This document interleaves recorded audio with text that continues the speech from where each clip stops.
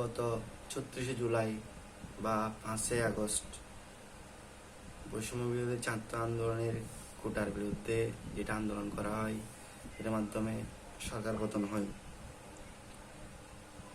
এরপরে ৮ই আগস্ট অন্তর্বর্তীকালীন সরকার doctor Mohammad Yunus sir দায়িত্ব গ্রহণ করেন এবং উপদেষ্টাদের মধ্যে কি ক্ষমতা হস্তান্তর করে দেশ পরিচালনা করে আর কি।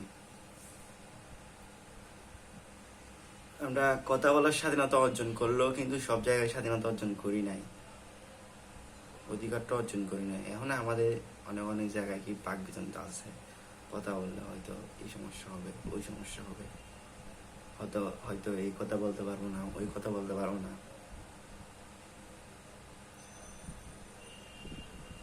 ছাত্রদের তাজা রক্তের বিনিময়ে ৫ই আগস্ট অসংখ্য ছাত্র কোটার জন্য শহীদ হয়েছিল, কিন্তু এই স্বাধীনতা ৩ মাসের পর্যন্ত কোটায় ছিল না। কিন্তু পরবর্তীতে বর্তমান পরিস্থিতি এখন কোটা আর দুর্নীতি অজস্র হারে বেড়ে যাচ্ছে।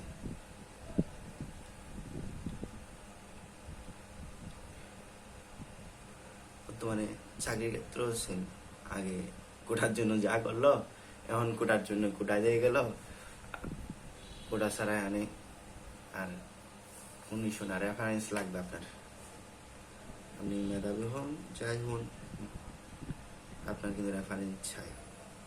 যাক, এ বিষয়ের দিকে না, আমি বলতেছি যে মানুষের যে কথা বলাটা অধিকারটা ফিরিয়ে পাইছিল আর কি ৫ই আগস্টের দিক পরে, এখনো কিন্তু অনেক জায়গায় কি আমার কথা বলতে স্বাচ্ছন্দ্য বোধ করি না।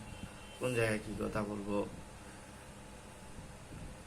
বা কোনো সমস্যা হবে কিনা, এই ধরনের কথা কিছু বললে আমাদের পরবর্তী সমস্যা হবে না। এখনো কিন্তু আমরা কথা বলার স্বাধীনতা, হয়তো আমি বা আপনারা, আমরা সবাই এখনো কি স্বাধীনতা পাই নাই। এখনো কিসের মধ্যে বাঁধা আছি মনে হয় লাগে।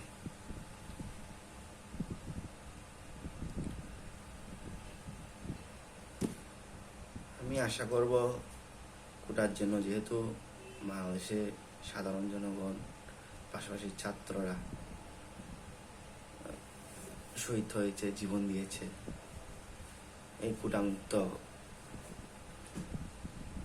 মেধার যাচাই করুক। অন্যথায় যারা শহীদ হয়েছে তাদের রক্তবিতা থাকবে। কোটা ১০০% কোটা থাকবে না, থাকবে সামান্য কিছু থাকবে, কিন্তু বর্তমানে আমাকালো রেফারেন্স এরা দূর হবে বলে আমি আশাবাদ ব্যক্ত করি। ধন্যবাদ সবাইকে।